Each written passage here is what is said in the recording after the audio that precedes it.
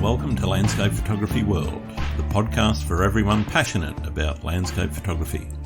I'm Grant Swinburne and I'll be your host on this show, talking to landscape photographers about their motivations, likes and dislikes. This time I'm talking to Talor Stone about her photography journey and an exciting new project she started. Talor is a PhD researcher and photographer based in Pensacola, Florida. After serving as a federal agent for the US military, Talor broke from the traditional career path to pursue photography. As an Arctic specialist, Talor has spent a significant amount of time exploring the northern region. Her summers in Greenland have inspired numerous academic research projects on topics like globalization and indigenous identity, mass tourism and peripheral communities, and climate-induced human migration among Inuit populations. These themes are echoed in her photographic pursuits, which focus heavily on Arctic landscapes and other climate change-inspired projects to allow her to visually explore the real-life aspects of her academic subjects. To further this mission, in 2022-23, Talor is partnering with filmmaker Ashley Payne to produce a documentary about the modern changes of hunting culture in northern Greenland based on more than 4 years of academic research. Talor's work is about more than photography. Her images merge science and art to highlight themes of transition and fragility and to emotionally connect viewers to places few will ever visit. Her hope is to raise awareness that climate-threatened landscapes are more than data points, charts and statistics. They're living places that deserve to be protected in their own right. In her role as an educator, Talor considers it a priority to enhance awareness and appreciation of the natural world through speaking engagements and hands-on education. Her photography workshops focus on introducing others to these magical remote places and creating a deeper understanding of the environment, while also learning new technical skills. Talor is proud to be a pro with Munch workshops who offer incredible and immersive photography experiences worldwide. I hope you enjoy the show. Hi, Talor. Welcome to Landscape Photography World. How are you going? Hey, Grant. Thanks so much for having me here. I'm good. I'm enjoying my evening, and I guess you're probably enjoying your coffee over there. Yeah, it's about midday here at the moment, so it's almost time for lunch. I'll get into that after this, but yeah, no, it's an absolute pleasure to have you on board. You've been on the radar for a little while, and a couple of guests have mentioned you and suggested that I talk to you. So I thought, a good a time as any to get you going. How about we start with what got you started in photography, and a little bit about your background. Sure, yeah. So diving into photography was probably something I didn't intend to do when I got started, at least not professionally. I actually think that I owe a lot of credit to a local camera club. It's something that I feel like a lot of professional photographers have a love-hate relationship with local camera clubs. It's the constant request for speaking engagement or that kind of thing. They have low budgets, but for me, that was how I got started, and I kind of owe everything to two little camera clubs in Virginia. Sure. When I started attending meetings before I even owned a camera. And wow, okay. Yeah, I didn't even own one. I just knew I loved photography and that I wanted to learn, but I didn't know how to learn, and I didn't know what camera I needed. So I just started showing up every week and going to photo walks, and a couple of the people in the clubs loaned me their cameras and let me learn with theirs, and that's how I got started. That's amazing. Yeah, I mean, I don't know. It's kind of, maybe I don't think the local clubs get enough credit, and they really are the amazing proving ground for people to get started and collaborate with people and learn from different levels of experience to really build up and be able to have a solid foundation to move forward. Yeah, sure. So in joining the club, what was it, I guess, or to prompt that prior to joining the club? What was it that you felt about photography that made you want to join the club in the first place? Right. Yeah, okay. So we'll have to go back a little ways. When I was raised a little unconventionally. I grew up in South Louisiana.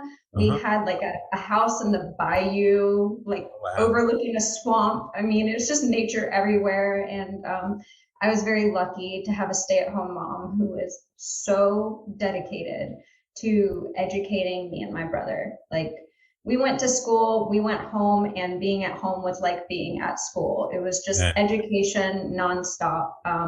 And part of that was that we weren't really allowed to watch cartoons. If we wanted to watch TV, it was Discovery Channel, Animal Planet, and National Geographic. So education. So yeah, yeah. So when I was like 5, and every other kid in school wants to be an astronaut or a fireman, I was telling people I wanted to be a National Geographic photographer, which then people look at you funny because you're 5 and like, who knows what that is. But I mean, it was my role model. That's what I was watching on TV, and it's what got me really excited. But I never had a camera. I know, it's crazy. It's like I had this childhood dream, and I think like most people, you let go of that dream as you mature Yeah. because when you're a kid and you want to be an astronaut, it's not too long till you let go of that and you pick something a little bit more like conventional. Yeah. Well, it's not that Reality easy to set be an goals. astronaut either. Yeah, your academic advisors tell you, oh, that's probably not a good Not going to idea. happen. The giant wet blanket of the universe tells you that your dreams aren't real. You should Oh, pick yeah. something more reasonable. There's a lot of photographers that get that as well. It's not a real job. It's you can't make a Yeah, living out of it. It's really hard, etc., etc. right. Yeah, I mean, I ended up, following a pretty conventional path, but I was in the military. And when I got out of the military, I kind of decided that it was time for me to explore this other thing. Like the passion never died for visual art. That was always there. Yeah. But I had never tried to explore it in any way.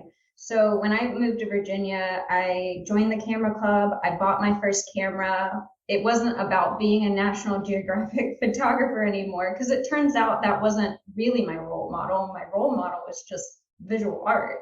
Yeah. That's what I wanted to create. And so I just started working to pursue that. I never thought I would do it professionally, not at first. Um, I kind of went about it. I It wasn't reckless the way I got started, because it wasn't intended to happen the way that it happened. But at first, I was spending a lot of time traveling out west, and I had people in the camera clubs that were saying, well, I want to go, I want to go, I want to go. Yep. So I ended up organizing some trips it was for myself, but also for the camera club. It was basically, I just like organized the logistics of it, and people joined up. It was not profit. Trust me. It was not, I wasn't making money. I didn't think I had anything to offer, right? Yeah. I was still pretty new with photography, and I thought that what I had to offer was getting people to a place they've never been, but I wasn't trying to run a workshop because I didn't think that I had anything to Yeah. offer in terms of education. Like, what would they possibly want to know from me? These people they've been shooting for 20 years in this camera club. Like, I didn't think that I could help them. Yeah. Just classic imposter syndrome. And I organized a trip, and we went out, and everyone had so much fun that I ended up having more people just continually ask to do stuff like that. And it kind of was like, okay, well, if that's the case, I have to be legit, right? You have to do all the business things, you have to get insurance, you have to get permits, like you have to figure out how to make it all happen. And through that process, I kind of developed the confidence that it would take to turn it into a full-time job. It's confidence building. I didn't really have a mentor. I kind of just went for it and figured it out. And at the start, they weren't intended as workshops because I wasn't ready to teach. But it eventually evolved as I became more confident in working with other people and feeling like I actually did have something of value to bring to the table. Oh, that's great. So when you're running a workshop, what's the most important thing that, is in creating that atmosphere that's, going to help people be creative in the field? I think for me, what I've learned over time is that every group is different. The people join for different reasons. People have different skill levels. So you always have a very diverse group. And success really starts with being able to understand how to manage group dynamics. Because it doesn't matter how well you know photography, if you don't know how to manage a group of people who have very diverse interests, you are set up for failure from the beginning. Yeah, definitely. So I think what I usually do is I really focus on creating a teamwork environment, and that starts right when people sign up with me. They get a phone call, there's lots of emails, I put people in group chats, and I build up a teamwork community. I continually say the phrase teamwork over and over and over again so that they know that this is like what we're doing. This isn't all about you. Yeah. It's not, and you have to be a team. And when people work together as a team, they're able to be more creative because they're helping each other and they're building each other up. And, I can instruct and teach, but it's a much better experience overall if people work together to find cool things that interest them or, collaborate on techniques or ideas. I love seeing that. And I try and create an environment where people feel like they are actually part of a team. Yeah, no, that's great. Do you find yourself, I guess, drawing on some of your military background in that, not ordering people around or anything like that, but, I guess that organisation and that teamwork. Very, well, it's funny because I don't know how much of that I can really attribute to the military because I'm just that way. I always have been. I'm hyper organized, very structured person. I'm very organized. I always have been. And so being organized is so essential because it's not even while you're physically at a location, it's managing the paperwork, managing the invoicing, all the business logistics that create this whole life that you're trying to build. It's held together by very logical, dry, mundane steps. And if you skip them, you're really screwed. Yeah, definitely. So being organized pays off. How do you trade that off against the creativity and the creative side of the business, I guess? Oh my gosh. I have to remind myself to have fun sometimes. Yep. Yeah, because I can be very, especially when I'm working at home, more so than when I'm in the field. When I'm at home, oh my gosh, I live somewhere beautiful. I live right by the beach and, I could walk to the beach if I wanted to, and I'll go a week, 2 weeks without going to the beach because I'm working 14-hour days in front of a computer.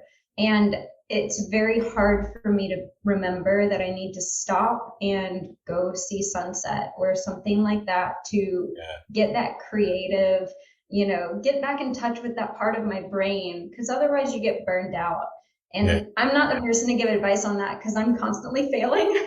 I fail at that almost every day.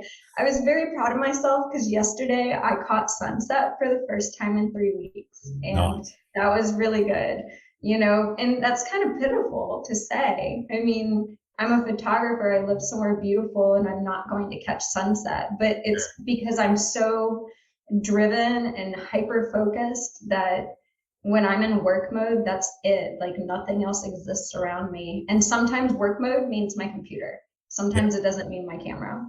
Yep. Okay.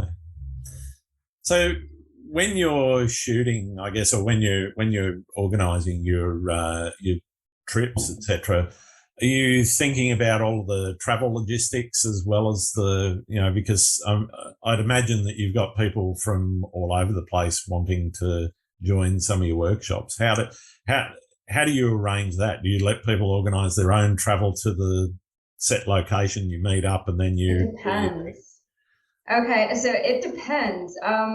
if I'm organizing something international, so I have to make a point here, which is that I am transitioning right now from running my own workshops to Yep. now being a pro on the Munch workshops team. Yeah, okay. So when I talk about organizing it for myself, I'm talking about when I was running my own independent workshops and I was doing logistics for that. So this will be the last year that I have my own workshops. Going forward, it will all be under the Munch Workshops umbrella. Okay. But when I was doing my own, I recommend certain flights for international things. During COVID, you have to handle all the COVID protocols, make sure people get their paperwork done on time. I mean, it's a beast. For workshops, there's different philosophies of whether or not the person leading the workshop handles the hotels or vehicles. And I've always taken the approach that I handle it because it makes it logistically easier for me, but it's also less for the client to worry about. Yeah. In part, people sign up for workshops because they want to hand the reins off to someone else so they can truly enjoy their experience. So I take over that part so that they can just show up and have a good time. That's all I want them to do, is have a good time and take great pictures. But now that I'm working with Munch workshops, I mean, I can't say enough good things about how amazing that is. So shout out to them. Offload a lot of that side of things. Yeah, it's amazing. I mean, I didn't know that they knew I was breathing on Earth when they approached me. So I was shocked that they were interested in bringing me onto their team, and very flattered. It's very humbling. But they handle everything. They have an amazing admin person, like shout out to Lori, she's great. And now all the logistics are handled by the admin team, which is amazing, because what does that mean for me? I get to just show up and teach. Like, I board my flight, I show up, I teach my clients, we have an amazing time, I go home, it's beautiful. Like, right. I didn't know it could be this good. So how far do you travel each year? How far? Yeah. Well, in 2021, I put 30,000 miles on my car. Wow. So that's a lot. Driving coast to coast quite a bit. This 2022, this year, I will be away from home all but 8 weeks. Wow. I'm only spending 8 weeks at home, and I just did 3 of them. So I'm about to be gone. I leave February 21st, and I won't go back home for more than 2 days until the end of September. Wow. That's a lot. It's this is going to be my hardest year yet. Yeah. Yeah. I mean, I've had tough schedules like this in the past, but this year is because I have my own independent workshops that are wrapping up, and also a full load with Munch workshops and another huge project coming up. So it's just the meeting of all the storms. And so if I'm still standing at the end of the year, give me a pat on the back. I can imagine what it's going to be like at the end of the year. You're going to breathe a sigh of relief, I think. I hope I still have some hair, and I also hope that I still have friends and family that want to talk to me. Yeah, well, that's it. I guess that's another aspect, is how do you balance that sort of friends and family with that kind of workload? It's so hard. I think everyone probably has their own answer to that, so I can't speak universally, but sure. The struggle is real. I mean, I have grandparents who are not in great health, and I want to spend as much time as possible with them. It's hard to make those choices and to balance between the career and chasing my dream and like being home with my family who needs me. Talk about relationships. That's hard. I have a boyfriend who is wonderful. I'm grateful because we've been friends for about 6 years before we started dating. So he kind of knew what the deal was before he signed up for it willingly. So, and he travels with me quite a bit. So he's That's able nice. to join me on the road for long periods of time, and that makes it easier, but it's not easy by any means. Yeah. So it's balancing. And I think for anyone who's looking to work full time in this space and keep a really high speed schedule where you're on the road a lot teaching, you're going to have to be willing to make some sacrifices. And I think you're going to find that some relationships just don't stand up to the test of it. Yeah, definitely. I guess you mentioned your the project that you're working on.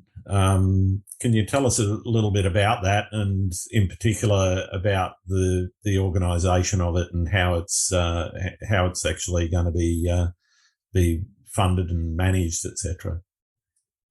Right. Yeah. So I'm working with a filmmaker. Her name's Ashley Payne. So if anyone looks for her online, her production company is called Tracing Thought. So that's how you find her. She is amazing and very talented. So I'm excited to work with her.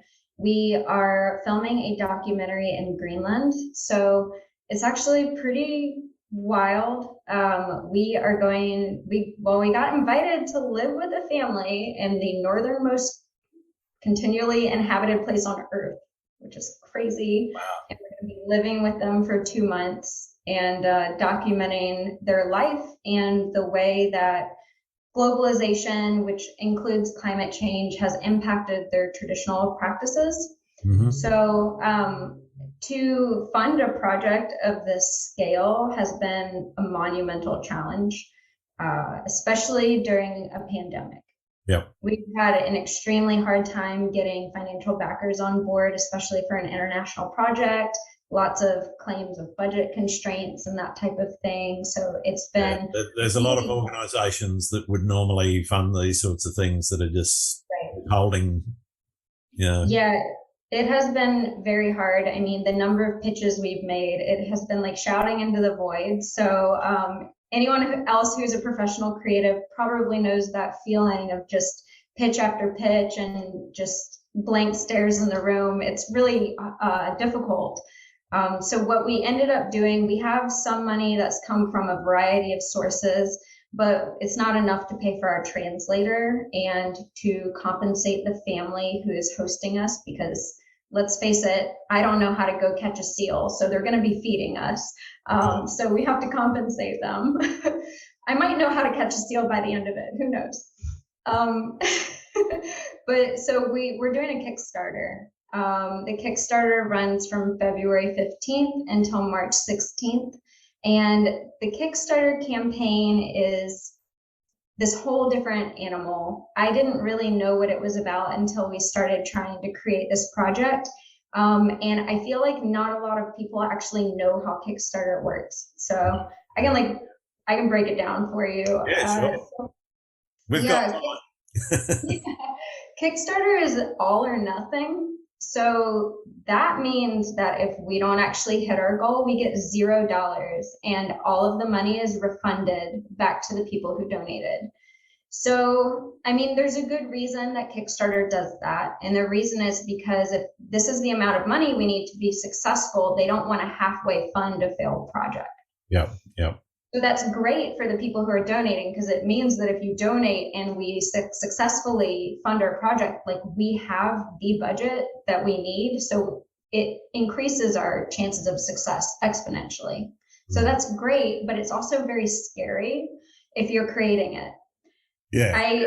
I can't even explain to you the amount of time that has gone into trying to decide what the right number is. Because you don't want to set it too high, because you might not make it. But if you set it too high, not only that, whatever number you come up with, it won't be the right number.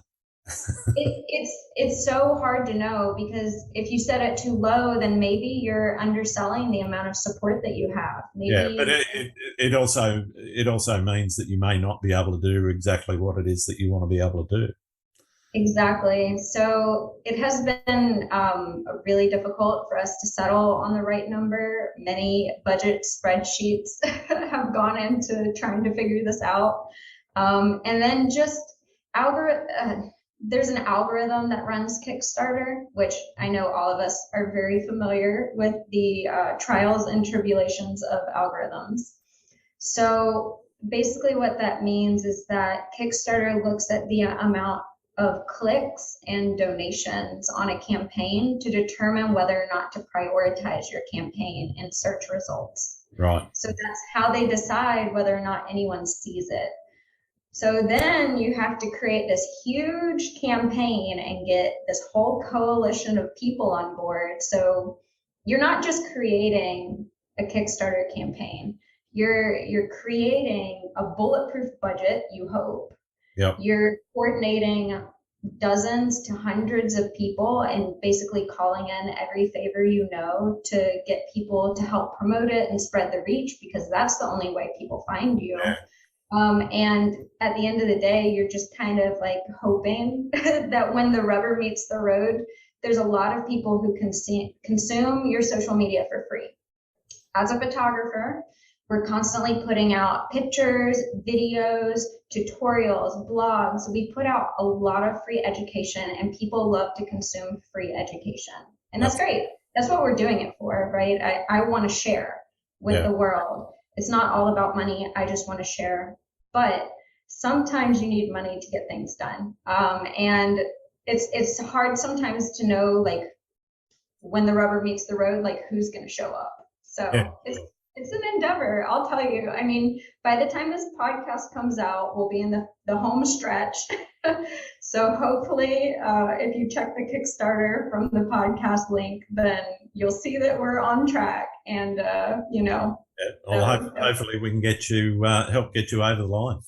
So yes, get me to that finish line. That's all we need. And, you know, I just want to reiterate that, like, we made a decision early on with this project that we are donating all of our time to it. So Ashley and I, our time is unpaid.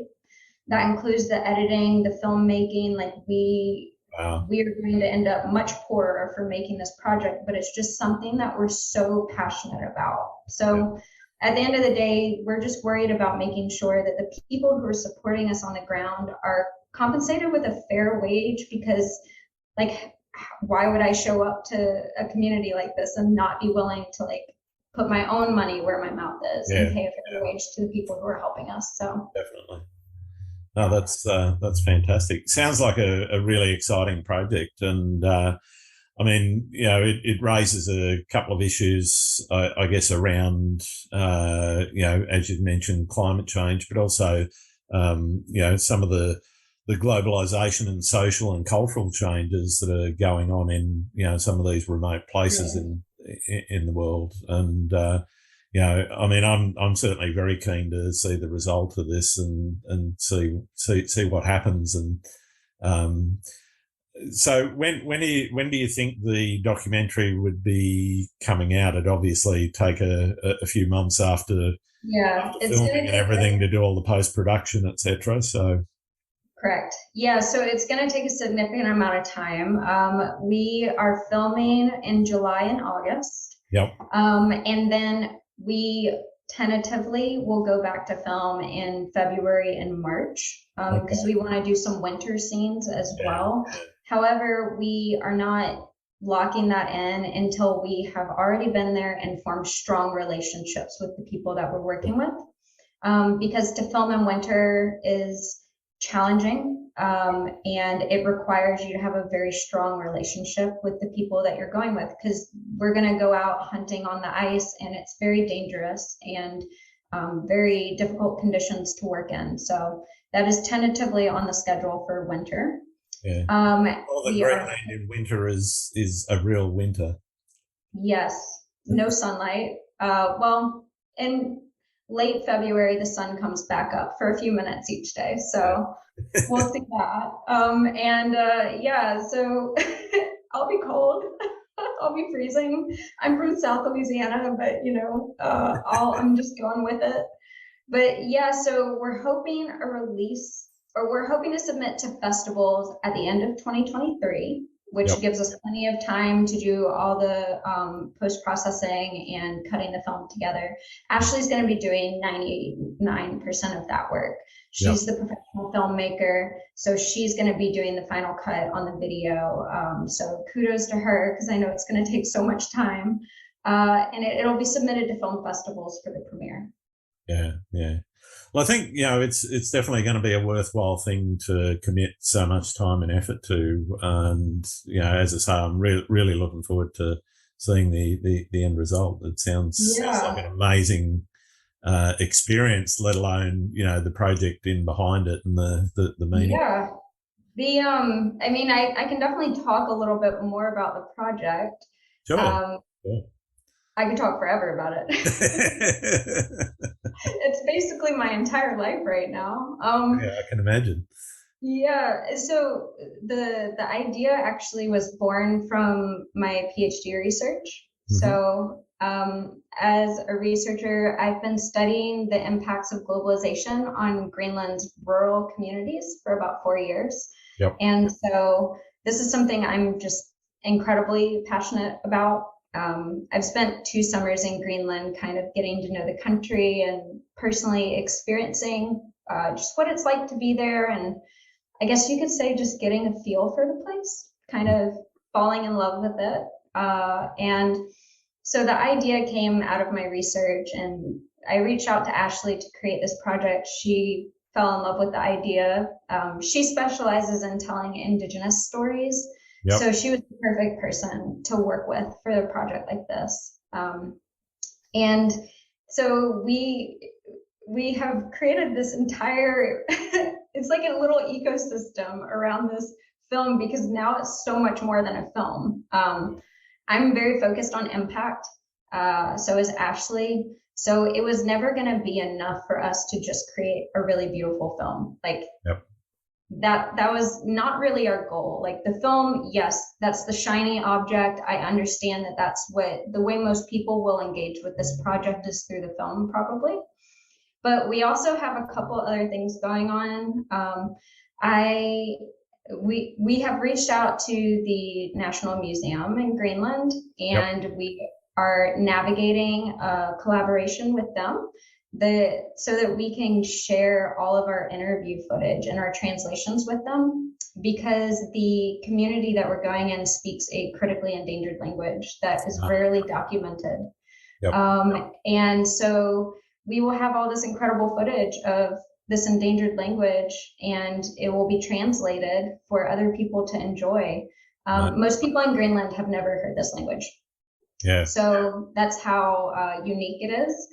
And because it's endangered, there's a real risk in my lifetime that this language, and with it, all of its cultural stories and cultural memories, will disappear. So we really wanted to make sure that whatever footage we created, that it's not going to just end up dusty on a hard drive, because that seemed like a really inappropriate end for such an amazing product. Definitely. And so we reached out to Greenland, the National Museum there, and the archive, and we're going to be sharing some of the footage with them so that they can preserve it forever and make it accessible for free to the public, both in Greenland and worldwide, so that people can engage with these stories and hear a language, and also hear the cultural memories of a way of life that really is at risk of disappearing. No, I think it's going to be absolutely fascinating. And I think that museum piece that you're creating as well is going to be a really valuable resource, I guess, for the future. It's kudos to you and Ash. It's just going to be fantastic. Yeah, I mean, maybe it's just the nerd in me, but something about it gets me really excited about being able to go online and listen to, a drum song from a community that I might, most people will never meet. Most people will never have that experience, but you can hear the music, and, you can participate in that story. Definitely. Aside from the project that you're running currently, that's obviously going to be taking up a lot of your creative thinking right now. What else is it about landscapes in particular, I guess, that motivates you creatively? What gets you out of bed, on a normal day, if there is Right. such a thing?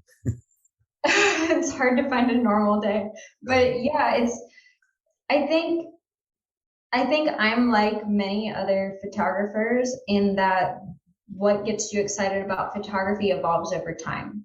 Yep. And we all kind of take different directions with that, but I think many of us have that experience where we really grow and develop and mature with our creative vision over time.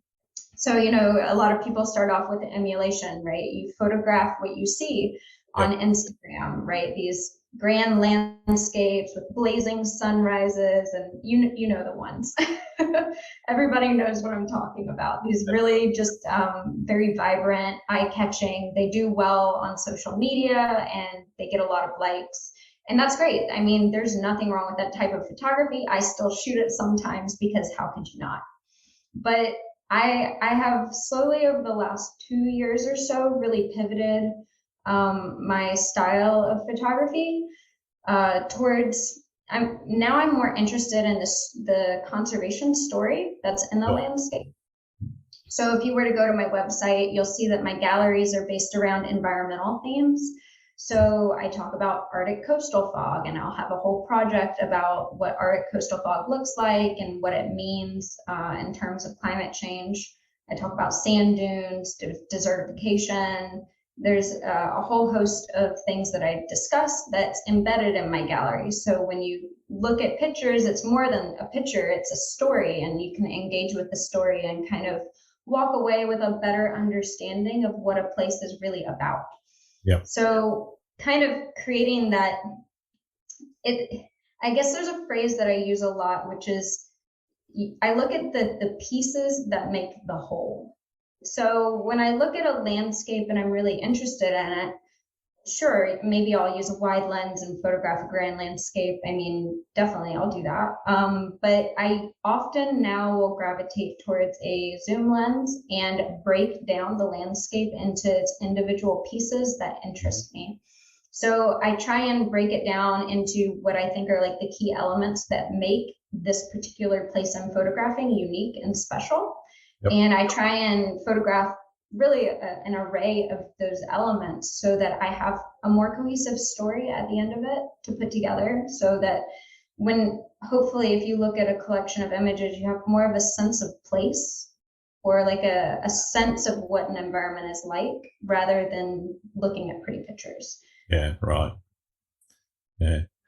So in that respect, I guess, are you trying to be artistic in creating that experience, or is it more towards the experiential end of the spectrum? You've got the journalistic, here's a shot, here's what was there, here's the light that was there, through to something that's more artistically, whether you're getting into more editing and, composites and those sorts of things. Where in that spectrum, I guess, do you see yourself fitting?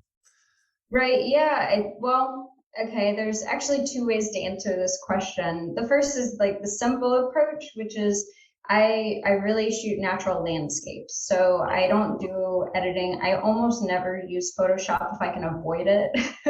I don't do a lot of color modification or structurally alter my images. If I do, like I say that that's what I'm doing. But generally I don't, so no need for a disclaimer because I just don't really do that. I admire many photos that do it though, so that's not a critique. Oh yeah. I'm exactly the same. I don't think there's anything wrong with either end of that. It's just not where my passion. More about and the question is more about what is it about your work that you prefer? Do you whereabouts on the spectrum do you like to sit, I guess, Yeah, I just try and keep it pretty simple. But I think the other part of answering that question is like, where do I feel like I am in terms of like the photojournalistic style? And I think that that's something I'm still struggling with. especially because I'm trying to tell stories with my images. And I've found that it's really challenging to do that with landscape photography versus wildlife photography, which is very easy to create an empathetic response about a conservation story. And same with people. Photographing people is much easier to create a storyline that people can relate to and connect with. With landscapes, I have not perfected this yet. I'm still working on it actively and actively thinking about how do I create stronger stories out of landscapes, because it is a bit more difficult to get people to connect with them. So as aside from, it's a pretty landscape or a pretty view, right. Or to how do you tell a story of water erosion in a set of still photos that are still beautiful? Because I like to shoot beautiful photos. I don't shoot journalistic style photos. I shoot traditional landscape, want to hang it on your wall pictures. And how do you tell a complex story when you're photographing a beautiful parts of a landscape? It's a difficult balance to strike. I don't know if I'm there yet, but I'm trying to figure it out. No, that's great. That's great. I guess in doing that, do you find that you're looking for something that's a concept that's fully formed in your mind before you go into the field, or are you going into the field and developing that concept as you see the scenes in front of you? It's so funny. I have a webinar coming up in March where I talk about this, about discovering hidden places. All right, I haven't seen your notes, so. Yeah. So I talk about how there's two methods of doing this. And the first one is intentionality. And the other one is what I call creative surprise. So with intentionality, you are going to a place with the purpose of looking for something that might be overlooked. And you can do this anywhere. I mean, you could go to Zabriskie Point in Death Valley, one of the most photographed places ever, and still be intentional about finding a unique story that hasn't been told yet in that landscape. So, you can take that intentionality and that mindset of like hunting for a specific story or just hunting for any story with you. But then the other side of it is the creative surprise. And I think that comes down to mindset. So you just have to be willing to be surprised.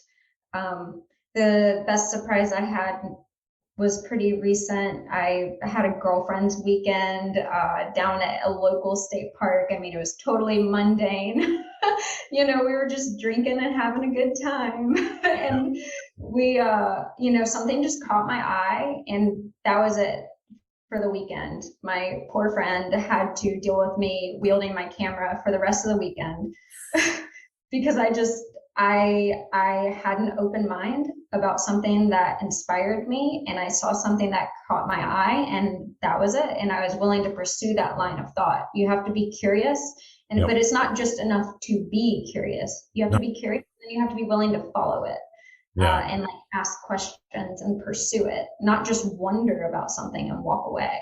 Yeah, no, I think that's a really important point. It's that pursuit that really gets you to the point where you're actually you're starting to use that intentionality, I guess, where you're saying, okay, well, that's something really worth taking a shot of, and that's I guess sometimes the hardest part. How do you deal with that time, those times when you're out there in the field and you just, everything you look at, you kind of go, nah, it just doesn't work. Sometimes it doesn't work. I mean, I think there's different approaches to it. I'm a firm believer that there's no such thing as bad light. You can get great pictures any time of day. You can get great pictures in any condition. They're always out there. You just have to shoot for what's available. But sometimes, just personally for you, if it's not doing it for you, man, like, kick back and enjoy the sunset. I've gotten really good in the last couple of years of just enjoying sunsets. I almost never photograph them anymore if I'm by myself. I mean, if I'm with a workshop group, that's different. But Sure. if I am just out with myself shooting, more often than not, I just enjoy the sunset and I don't shoot. It would have to be something pretty exceptional, but that's intentional on my part. Like, I want to just enjoy that moment and relax and just kind of take it in. Absolutely. Yeah. And I think that's something that a lot of photographers kind of forget about sometimes, that, you know, they go out there, they've got the camera with them, and, you know, they're more intent on the shot than enjoying the moment. And oh gosh, I've gotten better at that. I mean, I think that a lot of people struggle with that at the beginning. I know I do. Yeah. You photograph everything. Well, okay, there's two sides of it. The first side is that, God, I've learned that I just don't want to go through that many pictures. Like, I don't. Yeah, the editing process is always a big turn off, isn't it? There's too many pictures. I can't do it. But then the other part is that you're not actually experiencing what you're doing. I mean, sometimes you can, right? Like, you're having such a good time photographing that's the way you want to experience the moment. And I have that too. That's amazing when you experience a moment through your camera. That's beautiful. Yeah. But that's not always the case. There have been many uphill climbs that I have carried my camera and lugged it all the way up there, and I never took it out of a bag because I was just having fun. And, you know, you have to know when it's time to just have fun too. Yeah, definitely. I think that's a really important lesson. Yeah. In terms of, you know, the too many shots, I've got a friend who he does motorsport photography, and he's recently just got himself one of the new Canon R3s, which is, I think, 30 frames a second. So I think he's just started to realise the problems of having something that shoots that many shots that fast. You got to be light with that shutter. You got to watch it. Yeah, just way too many shots to edit. When you are in the field and you know, you've got the camera out, you've found you found your composition, etc. What's going through your mind as you're, you know, setting up? And is it all about the settings, or is it all about the composition? Is it a combination of both, or do you have a fixed process that you go through? Well, first off, if I get really excited about a picture, I'm like, I'm uncontrollable. my boyfriend loves to tell a story about this one time that we were backcountry in Death Valley. I mean, like, really far from pavement, and we were driving down this 4-wheel drive road, and he was driving, I was in the passenger seat, and I looked over and I saw the full moon rising between some Joshua trees on a hill, but we weren't in the right position. I knew I had to be closer to get everything to line up. I got out of that car while it was still driving. I said, stop. And I literally was out of that car. I ran across this field to go get this photo because I was got a vision of you jumping over cactus plants, etc. I mean, look, I was full on pole vaulting across this field to go. I was excited. It's what I wanted to do. When I have that vision and I have a moment that just clicks in my head, boy, I am gone. That is what I'm doing. Nothing else in the world exists. I'm so laser focused on it. In terms of whether I'm worried about composition or setting, I worry most about composition, but that's a luxury of shooting a lot. And if you shoot so much, you don't have to worry a lot about settings because it becomes very intuitive. I always shoot on manual, and I kind of know exactly where my sweet spots are, and I really don't think about it. It kind of is second nature, which is nice. When you're shooting by yourself, you don't want to be thinking about things like that. You know, because you're just trying to get the shot that you're envisioning. You want it to just be automatic. You know what settings to put your camera on. It gets a little more complex when you're trying to do long exposures, but even that, if you shoot a lot of long exposures, it gets really intuitive.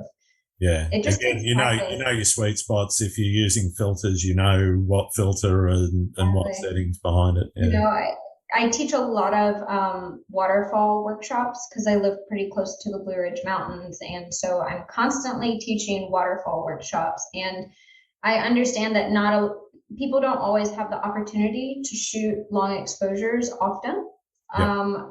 So I end up with a lot of people who maybe have never even done it before or don't really understand how ND filters work. And that's okay. Like, you don't have to know. That's what I'm there for. I'm there to help you. But Yep. I always tell people that if you just practice, it becomes so intuitive. Like, I can look at a particular waterfall and know exactly what shutter speed, what is the sweet spot for the effect I'm going for, but it's because I do it all the time. And so practice, practice, practice, and just repetition. And then it's not just enough to do it. You have to be a critic of yourself. Look at your photos, look at your settings in Lightroom. And while I don't like the way this came out, check your settings. Maybe you can learn something from the mistakes that you're making to critique yourself and evolve into a better photographer. Definitely. Do you think where you live has a strong influence on what you shoot, or is it because you travel around so much for workshops, etc., that you've been able to just very much vary your portfolio? I can see that it would have a role for a lot of people. Actually, I think it creates a big advantage for people that live in particularly scenic places. For example, here in the US, if you live in Colorado or Utah, you've got a leg up. Yeah. Fantastic world-class photos are right, just a short drive away. I have never lived somewhere like that. I grew up in South Louisiana. I lived in a terribly flat place in Georgia that was just peanut farms. I lived on the coast in Virginia, which is plain beaches, no coastal images to have there. It's just sand and water. So there's really not a lot of photography happening. And then same thing in Pensacola, Florida. So I have not lived in places that fostered a lot of photographic creativity. I've had to force myself to learn and enjoy photographing these places that I've lived. So for me, it has been just going and getting it. You just have to go, be willing to adventure. When I first started out, I lived on the road for over a year. Literally, I lived in my car and I had a tent and I slept in the tent or my car for over a year. And that's what I did, because I knew if I wanted to take photography seriously, you have to build a portfolio. Yep. Well, to build a portfolio, you have to be there for the seasons. The flowers only bloom 1 week a year. Well, there's no replica for not being there. Like, you have to physically be there. If you are not physically there, you will not get the shot. It's just, you just have to put in the time. I sacrificed everything. I was broke. Completely. I was so broke, literally dirt bagging, living in my car, showering at truck stops. I can't even tell you how many times I've washed my hair in rust stop sinks and personally alarmed entire families on vacation. Let me tell you, the automatic hand dryers are really good hair dryers. You just sit under them, and I've gotten nice blowout from that, Yeah, well, I don't have that problem. Yeah, you improvise. Let me tell you, you improvise but that's what I did, because I wanted to take it seriously. I knew that I had to build a portfolio, and I wanted to do it in a short period of time.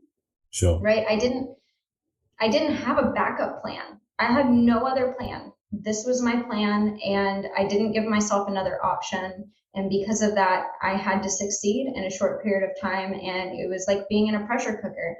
And I don't know how I pulled a decent portfolio out of that experience, because when I look back, I'm like, wow, I didn't really know a lot about photography. I was crash course learning it, doing everything wrong, reading a photography for beginners guidebook. Literally, I'm not even joking. That's what I read. I got it on Amazon, and I was just going for it, trying to figure it out. But somehow it happened. What do you think you learned about yourself and the world in that time? I learned that people are good when you give them a chance. I know that you're probably thinking that I would learn something about photography, but instead, I'm more interested in the personal growth and the. Yeah, I learn more about people, because when you don't have a lot and you're relying a lot on the kindness of strangers, which I did, I was often using couch surfing, which is, I'm not sure if you're familiar, but couch surfing is a web platform to match you with a host. It's like Airbnb, but it's free. Yeah. And I've used it for like 8 years now, and I like it.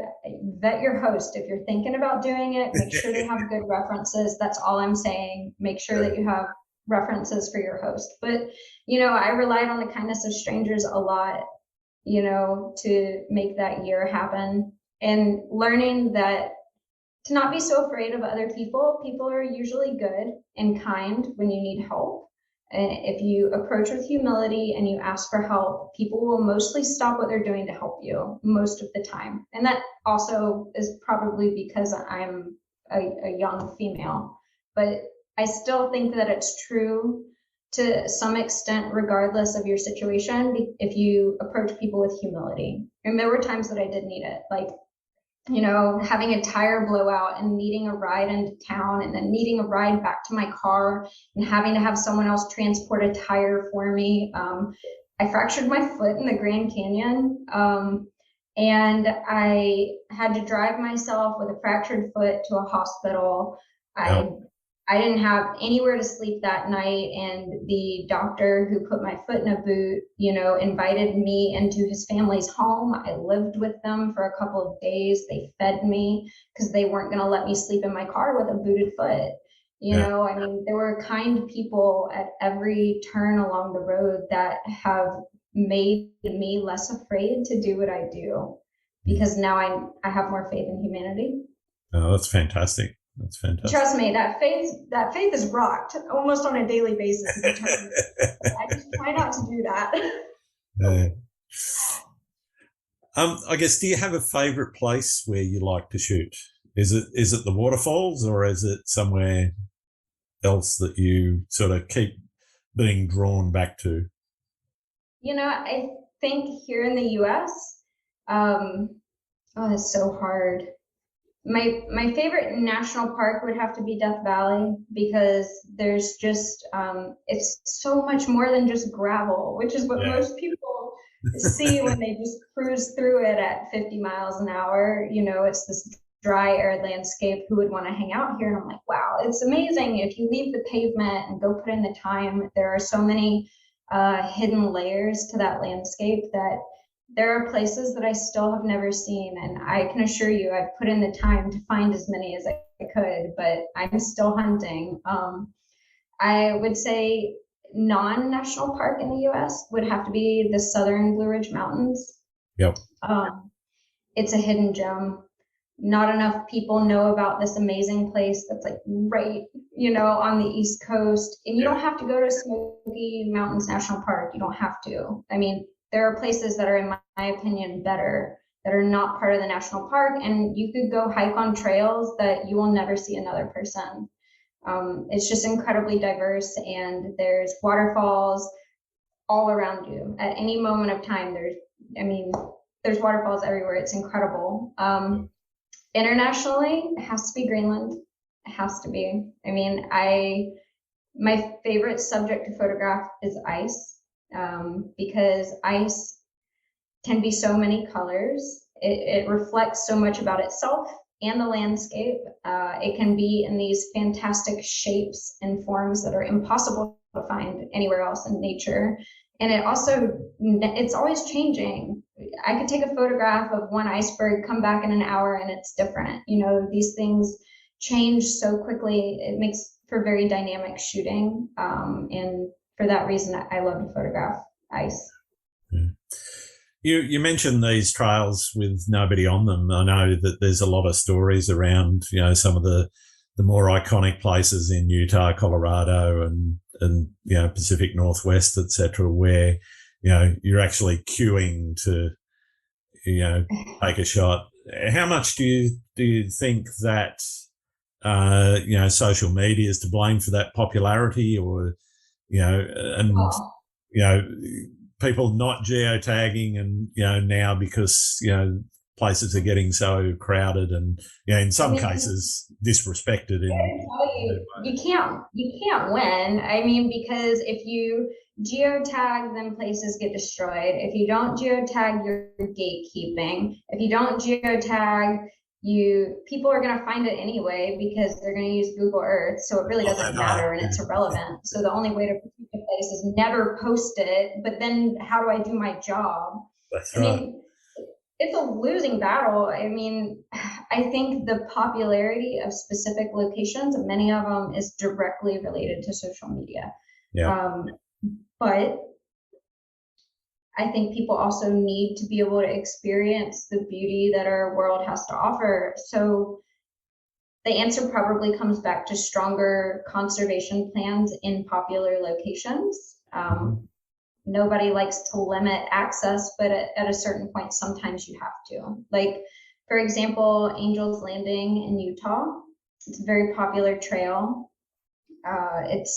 If you're unfamiliar with it, it has that super narrow section at the top that you have to pull yourself up on chains, and there's no safety freaking precautions anywhere, which is mind-blowing to me. I have done it 6 times. I don't know what's wrong with me. I keep going with friends and they want to do it, so I keep doing it. And it has been the last 2 times that I did it, I had such traumatic experiences that the last time I turned around and quit because there was no safety regulations whatsoever. It's extremely dangerous trail. The drop off is enormous. And the day that we went, there was ice, and there were people up there in Converses with no grip on the bottom. Like, you're basically in house slippers climbing up an icicle with a 2,000-foot drop. And it's like, I saw a guy slip in front of me bad enough that people started screaming, and I stopped. I was done. I turned around. I was out of there. I just wasn't going to watch someone die that day. But now they've instituted some type of ticketing procedure. I haven't gone since, and I don't think I'll ever go again, to be honest, because that experience was so difficult to even watch or be a part of. And that when you're seeing it, you identify it as a problem, and then you realize immediately that you're part of the problem. It's like when you're in traffic and you're getting mad at traffic, but you are the traffic. You're in the traffic, so you're part of it. Yeah, you are the traffic. So I don't want to be a part of that problem anymore. Yeah, I get it. I guess you mentioned the safety aspect there. I mean, I shoot a lot of sunrise shots on rock shelves, flowing water and that sort of thing. And one of the things that I always talk to people about, and I've mentioned it on the podcast a few times, is if you're going to do something like that, make sure you have the right equipment. I've got a pair of cleated neoprene boots, so they're kind of like the surfer's booty, but with cleats at the bottom, so that they've got grip on the rocks. Wow! I want you to send me the link for that. I want to. Oh, definitely. Yeah, they're everywhere here in Australia. There's a big, very popular pastime is rock fishing.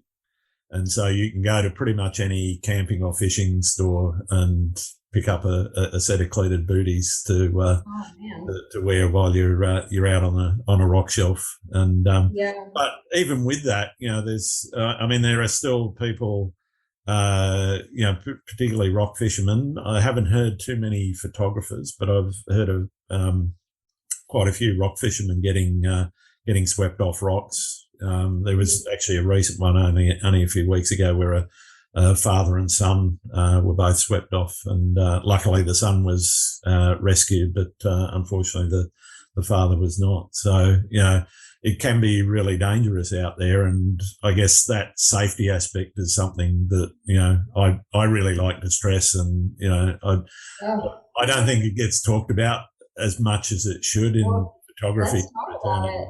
Yeah. I mean, you're hitting on one of my greatest fears, which is some client becoming injured on one of my workshops. Because you're correct that this is not talked about enough, and it should be, because I am asked frequently, well, how do I get started? How do I get started? And I mean, ask questions. That's great. Like, I'm here to help you. I'm a resource. Reach out to me. I'll answer them. But like, people don't realize that you can start a successful workshop company, but people could be hurt, and you cannot go into this endeavor lightly, because people are trusting you with their physical safety.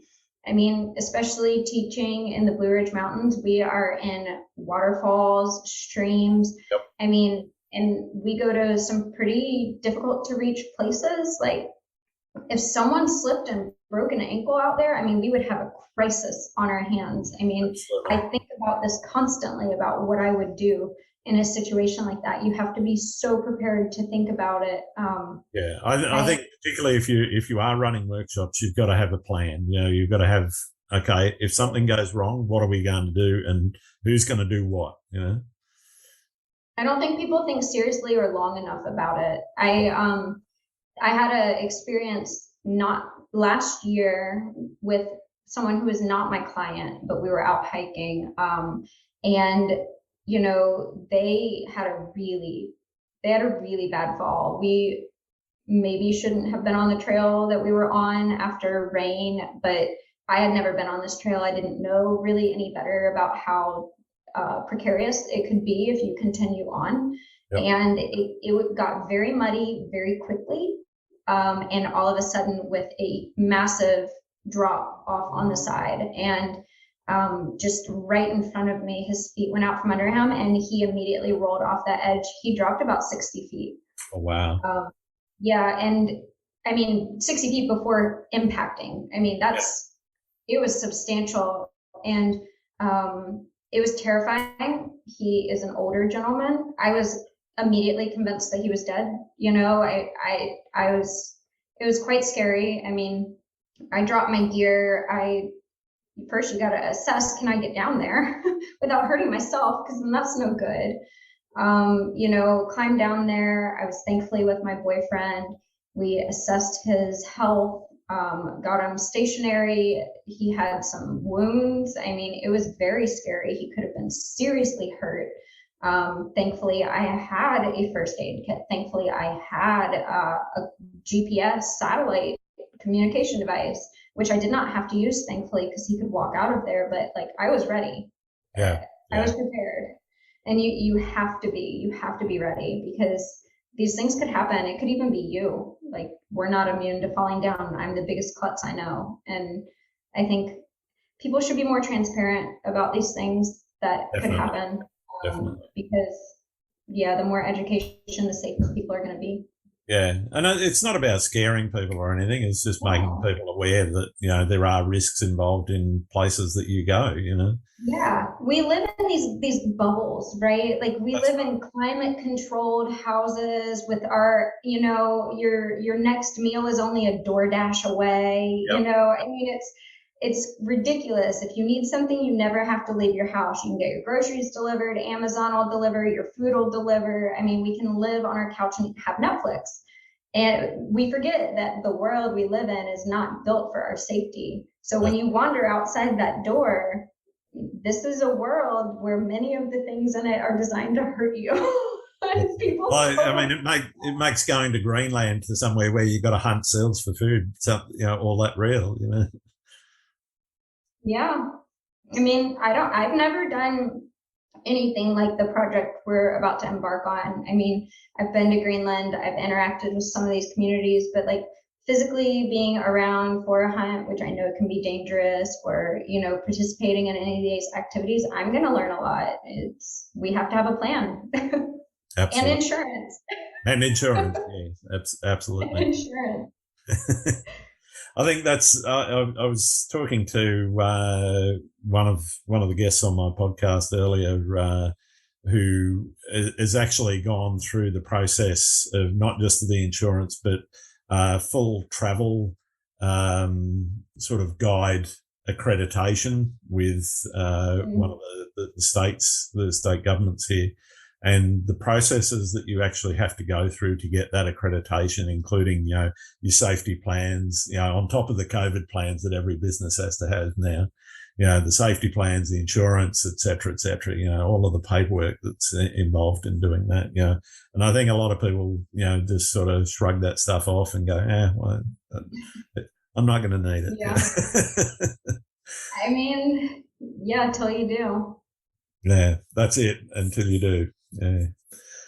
So I guess what are the key things that you focus on in terms of your environmental, work and when you're looking at the environment? What are the key things that you're really, I guess, thinking about in terms of telling your environmental stories?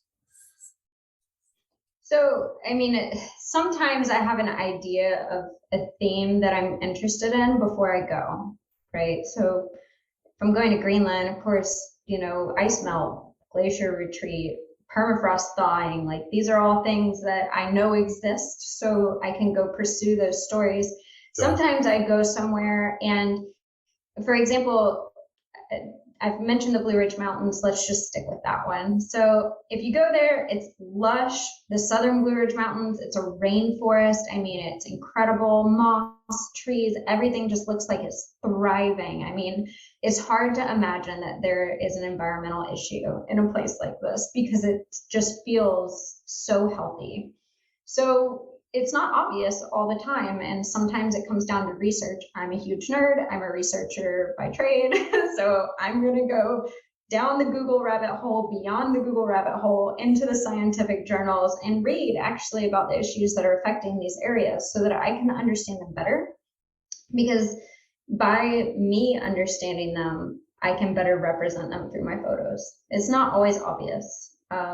Like in the Blue Ridge Mountains, they're dealing with agricultural runoff problems that is causing changes to the water. And water is what makes this whole place run. And because of that, some of the endemic species there are having difficulty thriving. And that is something that is a hidden effect that's not obvious. And it's hard to know unless you actually take the time and invest the time and follow your questions beyond your lens and actually do a little bit of research on your own. And I'm not talking about like I did my research on Facebook. Okay, guys, we're better than that. Do a little actual research.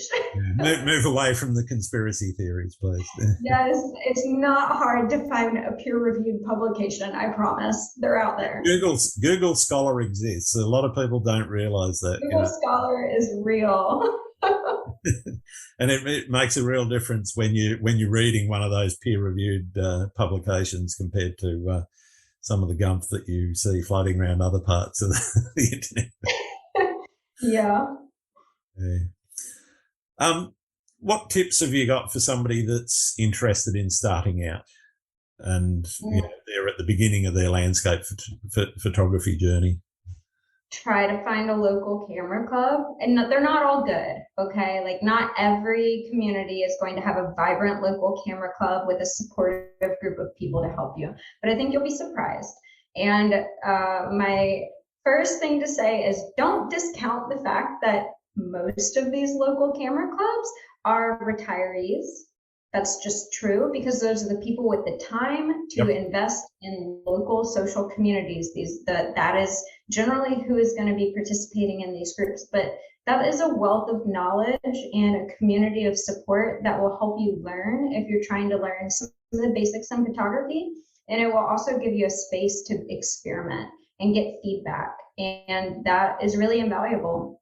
It's a great stepping stone for validating your own knowledge before you try to branch out into something professional. Like you can have some of your knowledge validated right there where people, affirm in your community that you might know what you're talking about, or that you've mastered a certain skill, or that you can teach in your camera club and everyone can benefit and you build up your skills in that way. In terms of taking the show on the road, then man, try to find a good mentor. I didn't know to even look for one. I didn't know where to look for one. And when I realized I probably needed one, I was too afraid to ask. Yeah. Yeah. I was too afraid to ask people to mentor me. I was too afraid to ask questions because I thought that I wasn't important enough.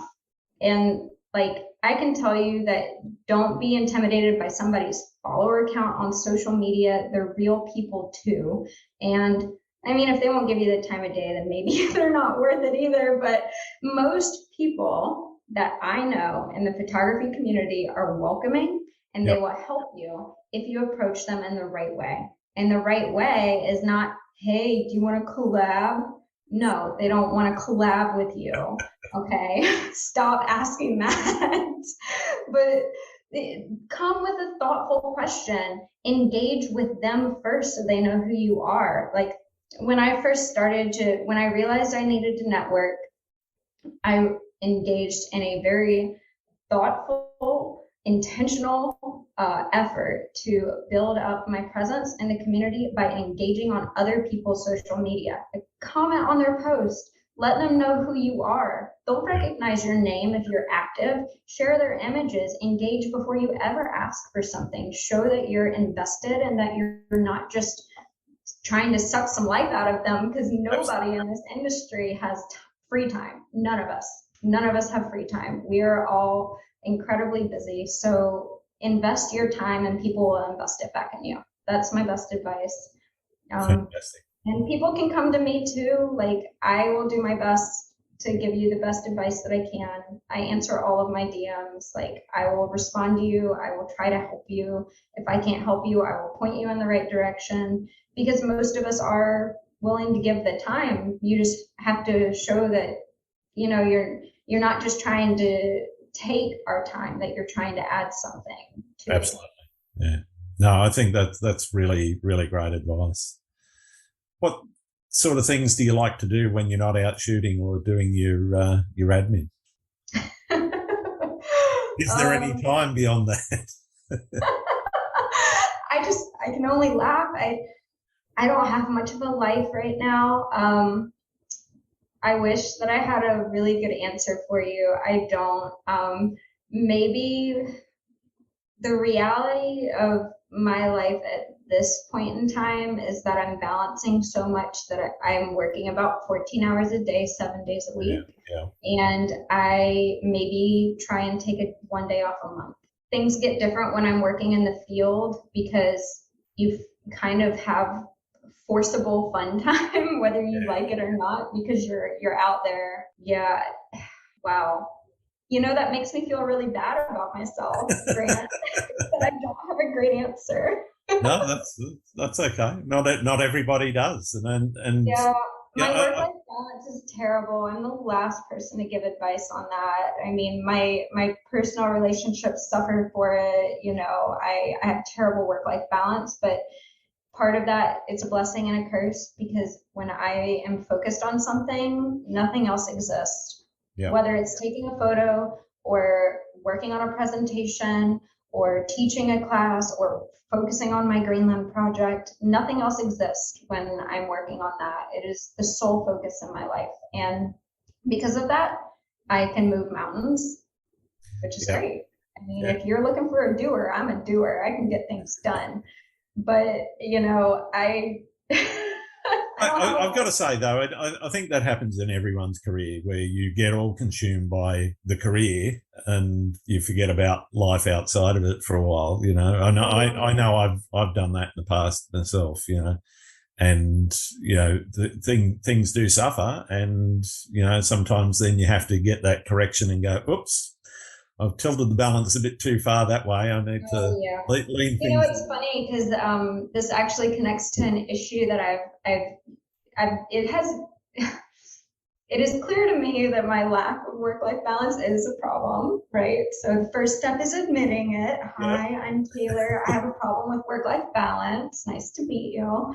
But I think really like a moment that it hit me pretty hard was when I was talking to my boyfriends, and I was like, man, you know, I really want to ride the Trans-Siberian Railroad one day. Like, it's just a thing that has been, I just wanted to do it for a really long time. I just want to do it. I don't know why. I decided I want to do it. That's it.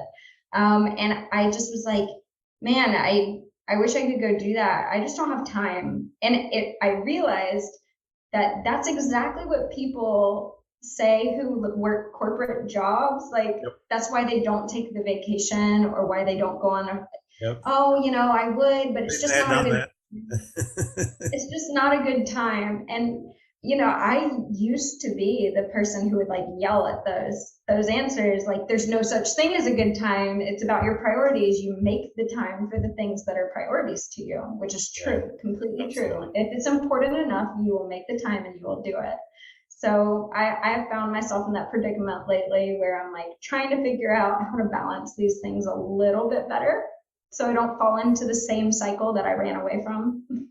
Yep. No, definitely. Definitely. So are there any photographers out there you think I need to be talking to? Definitely. Who, Oh, who, there's should so many I, good ones. who should I get on the podcast? Yeah, I've already got a very long list, but I like adding to it. I will add to your list. I mean, I would be an idiot to not suggest my partner, Ashley Payne. She's not a landscape photographer, but it's really nice to get an alternative perspective, Sure. especially if you want to talk to somebody who's very focused on impact or projects with a strong cause behind them. She has been all over this planet covering stories from a photojournalistic perspective and creating films that have real impact. And I think that that's something that a lot of photographers are in search of, right? Beyond the pretty picture, looking for an impact. And she can speak to that like no one else I know. I would also recommend two people from my Mute Workshops team. Wayne Suggs, Okay. who has the privilege and honor of being one of the best humans I know on this planet. He is just amazing. But he also has this incredibly distinctive style of astrophotography that he has perfected over the years. I have never met someone so dedicated to the pursuit of a single photo. I mean, I have had the privilege and horror of shooting with him at night several times. And boy, these are long events because he is so dedicated to his craft. I do not have the level of intensity that he has. So he can really speak to creating something unique that when you see that photo, you immediately know it's his photo. I mean, it's instantaneous. I've seen some of Wayne's work. Yeah, yeah, he's fabulous. And the other person is Michael Strickland. Okay. That's for all your printing nerds, which I aspire to be one day. He is a master printer. I can't even speak to the mad scientist things that he does with carbon transfers and earth pigments. I mean, it's really incredible. And he could really give you a serious breakdown on what it's like to create something like that. Fantastic. I'll definitely have all three of those on the list. Thank you. Awesome. Thank you. Well, I've had a wonderful time. We probably should wrap up. I've only got one question, and for many, it's the most important question that we've got. Okay. Do you like pineapple on pizza? Yes, I'm a pineapple on pizza girl. You can hate me if you want, but I'm standing by it. Yeah, good on you. I don't care what hate comes our way. I think it's really important to get to the bottom of that question. It's a very divisive subject, so you're brave to bring it up. I know. Well, thank you so much for taking the time out to talk to me today, Talor. I've really enjoyed catching up with you and finding out a little bit more about you, and in particular hearing about your project. Aside from, obviously we'll put the Kickstarter link into the show notes, etc. Where can people find your work? Yeah, you can find it on my website. I post some on Instagram as well. I'm kind of across all the platforms, but the key to finding it is whether or not you can spell my name right. So it's a constant problem. It's Talor. There's no Y in it, and I have no explanation for that. I didn't. You don't need one. You don't need one. All right. Well, thanks very much, Talor. It's been an absolute pleasure. Yeah, thank you. I appreciate your time too. Thanks again for listening to Landscape Photography World. I hope you enjoyed the show, and keep listening because I'll be joined by some great guests in upcoming episodes. You can find my work in this podcast at grantswinburnephotography.com. I'm also on Instagram, Twitter, Facebook, and YouTube. I'm Grant Swinburne. Hope to see you out shooting soon.